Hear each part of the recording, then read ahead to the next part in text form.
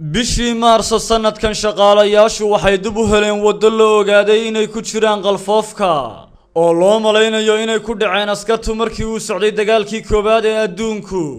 lafaha intooda badani way madow yihiin waxaana ay leeyihiin waxyaabo midabka dharka oo kale ah. nasiib darro darajada aqoonsiga askarigan ayaa suurtagal noqon weysay. dhakhaatiirta cisbitaal ku yaala bariga wadanka Faransiiska ayaa isku dayay bishii Maarso inay ogaadaan qofka uu yahay qalfoofkani. baadhitaanka DNA-du waxa uu qayb ka noqon karaa baadhitaanada sida ay dhakhaatiirtu sheegeen. Dr. Burno Fremon ayaa baaray lafaha waxaana uu ka soo helay god yar ku yaala wadadaasi. waxaana uu yiri waxaanu doonaynaa inaanu awood u yeelano inaanu xaqiijino qalfoofkan qaab ahaantiisa. shayga kaliya ee aanu hubnaa ilaa hadda waa kabaha halkan yaala inay yihiin kabihiisii.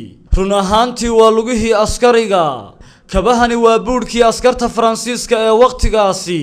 ma aha inay xaqiiq tahay inuu qalfoofku yahay askari Faransiisa, laakiin askar Jarmal ah ayaa xaday kabaha askarta Faransiisku leeyihiin. waxaana uu intaasi ku daray waa odhaaho kaliya. dagaalkaasi waxa uu dhaxeeyay wadamada Faransiiska iyo Jarmalka 1916 waana mid ka mid ah dagaaladii ugu dhimashada badnaa xilligii dagaalkii koowaad ee dunida. qiyaastii 300,000 oo askari ayaa lagu dilay. madaxweynaha wadanka Faransiiska Emmanuel Macron shumac ayuu ka shiday goobaha qaarkood ay ku aasan yihiin askartu. Siciid Axmed TAMREYSE wararka telefishanka caalamiga ah ee Star.